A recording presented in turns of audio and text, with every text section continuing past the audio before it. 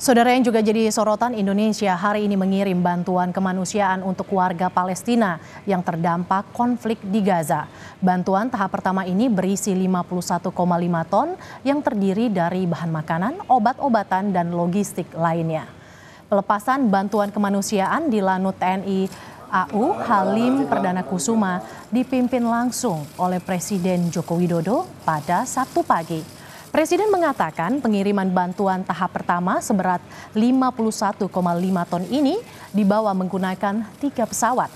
Bantuan terdiri dari bahan makanan, alat medis, selimut, tenda, dan barang-barang logistik lain yang telah disesuaikan dengan kebutuhan warga Gaza. Presiden menyatakan bantuan ini bukan hanya dari pemerintah atau TNI Polri, tetapi juga dari masyarakat yang disalurkan melalui berbagai lembaga kemanusiaan seperti Basnas, PMI, hingga Kitabisa.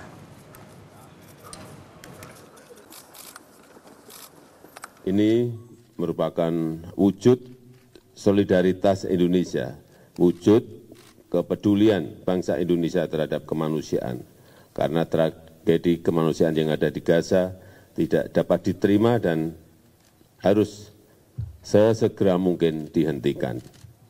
Saya ingin menekankan kembali bahwa Indonesia akan terus bersama perjuangan bangsa Palestina.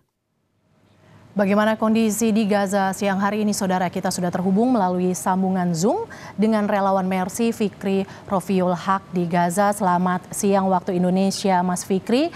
Ini dengan Mercy di studio Orange Kompas TV. Mas Fikri, bisa digambarkan bagaimana kondisi di sana siang hari ini? Ya, selamat pagi waktu Gaza. Memang kondisi saat ini di jalur Gaza masih mencekam, di mana suara dentuman bom yang terus dilancarkan oleh pihak militer Israel terus membombardir ke seluruh jalur Gaza. Pada tadi malam saja ketika jam 7 sampai jam 9 malam, pihak militer Israel juga membom sekolah milik PBB yang ada di jalur Gaza Utara. Setidaknya 50 orang syahid ataupun meninggal, dan di antara mereka adalah 20 anak-anak dan juga perempuan. Semua korban lalu dilarikan ke Rumah Sakit Indonesia. Mas Fikri, bantuan apa yang saat ini paling dibutuhkan oleh warga Gaza di sana? Ya, tentunya bantuan yang sangat dibutuhkan bagi masyarakat Palestina, mengingat adalah obat-obatan dan juga alat-alat kesehatan serta pangan, mengingat setiap harinya warga Gaza juga mendapatkan serangan-serangan terus dari pihak militer Israel. Akibatnya jumlah korban luka-luka terus memadati Rumah Sakit Indonesia. Tercatat 1.300 lebih korban meninggal dilarikan ke Rumah Sakit Indonesia, dan juga kurang lebih 4.000 korban luka-luka yang terus dilarikan ke Rumah Sakit Indonesia. Dan saya juga melihat banyak sekali korban luka-luka yang dirawat di lorong ruangan rumah sakit, akibat memang mereka tidak mendapatkan ruangan untuk beristirahat akibat dari penumpukan korban luka-luka. Dan juga saat ini memang mereka membutuhkan bahan pangan dan juga air bersih. Mas Fikri, lantas bagaimana dengan kondisi rumah sakit? Apakah hingga saat ini masih bisa menampung para korban yang luka-luka akibat peristiwa yang terjadi saat ini?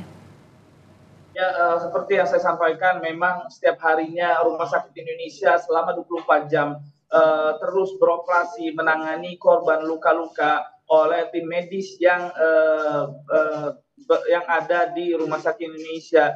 Dan banyak dari mereka belum mendapatkan obat karena memang obat yang terus menipis di Rumah Sakit Indonesia, dan juga banyak mereka belum mendapatkan penanganan dari tim medis, mengingat juga tim medis tercatat lebih dari 107 orang meninggal di seluruh jalur Gaza. Akibatnya memang dengan berkurangnya tim medis ini, sehingga tim medis yang ada di jalur Gaza, di rumah sakit di jalur Gaza, terutama khusus di Rumah Sakit Indonesia, mengalami kewalahan untuk menangani pasien-pasien yang ditangani. terjadi krisis tim medis, lantas Mas Fikri, selain Rumah Sakit Indonesia, kemana korban tadi yang Anda sebut banyak wanita, perempuan dan anak dibawa, Fikri?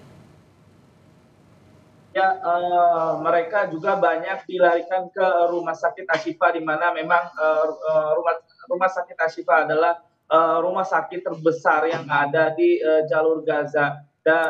Terkhusus mereka berfokus di pusat kota Gaza. Untuk Rumah Sakit Indonesia sendiri juga memang rumah sakit terbesar kedua yang ada di jalur Gaza, dan juga rumah sakit terbesar yang ada di jalur Gaza Utara, sehingga korban-korban yang ada di kamp pengungsian Jabalia dan juga di seluruh jalur Gaza Utara, mereka dibawa langsung ke Rumah Sakit Indonesia. Mas Fikri, bisa Anda gambarkan bagaimana serangan yang terjadi?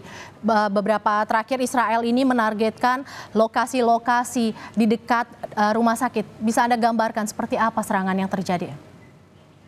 Ya, memang beberapa kali juga pihak militer Israel menargetkan di area sekitar Rumah Sakit Indonesia, di mana terdapat memang kamp militer pejuang Palestina yang hanya berjarak dekat dengan Rumah Sakit Indonesia. Akibatnya banyak sekali gempuran-gempuran di sana yang digempur oleh pihak militer Israel, dan juga akibat dari gempuran tersebut seringkali pasir, batu dan serta besi juga, ataupun serpihan roket pun masuk ke dalam area Rumah Sakit Indonesia. Akibat gempuran-gempuran tersebut juga Rumah Sakit Indonesia saat ini mengalami kerusakan, di mana banyak sekali plafon-plafon yang runtuh, dan juga akibat tersebut juga kabel banyak yang terputus. Bukan hanya juga Rumah Sakit Indonesia, tempat kami tinggal sementara saat ini memang di Wisma Dr. Jose Rizal juga pun mengalami kerusakan, di mana banyak hampir seluruh ruangan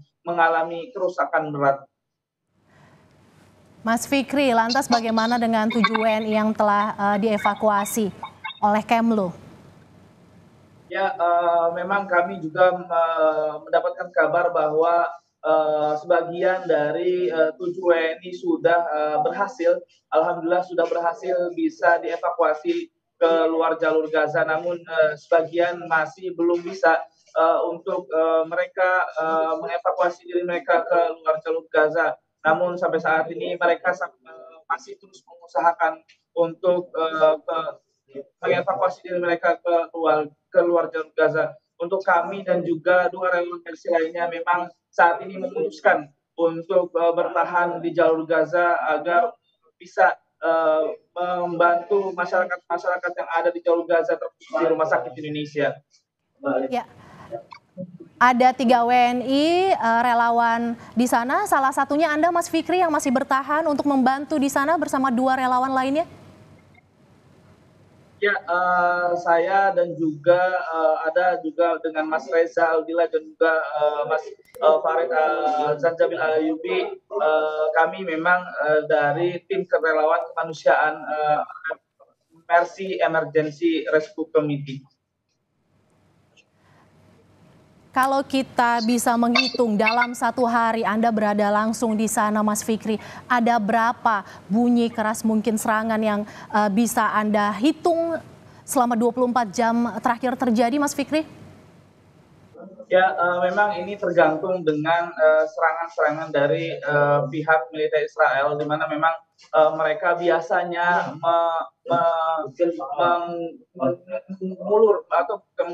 menggilir di daerah, misalnya mereka menargetkan di jalur Gaza Selatan. Di hari itu banyak sekali pasti gempuran-gempuran di jalur Gaza bagian selatan, dan juga itu terjadi di jalur Gaza Tengah dan juga di jalur Gaza bagian utara. Memang beberapa hari lalu juga di jalur Gaza Utara menjadi target sasaran oleh pihak militer Israel, sehingga dalam 1 harinya memang saya bisa mendengar ratusan ledakan yang ditargetkan oleh pihak militer Israel, sehingga dari ratusan ledakan yang kami dengar, bukan hanya kami dengar saja, bahkan ledakan ini yang sangat kuat akhirnya merusak Rumah Sakit Indonesia yang ada di jalur Gaza, dan juga wisma tempat kami tinggal di Wisma Dr. Jose Rizal yang masih satu lingkungan dengan Rumah Sakit Indonesia.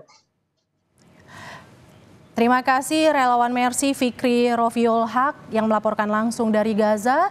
Hingga kini Israel masih terus membombardir jalur Gaza, bantuan bergulir tetapi masih banyak bantuan yang dibutuhkan oleh warga Gaza di sana. Terima kasih Mas Fikri, semoga lancar misi kemanusiaan yang dilaksanakan di sana. Salam untuk teman-teman yang ada di sana Mas Fikri.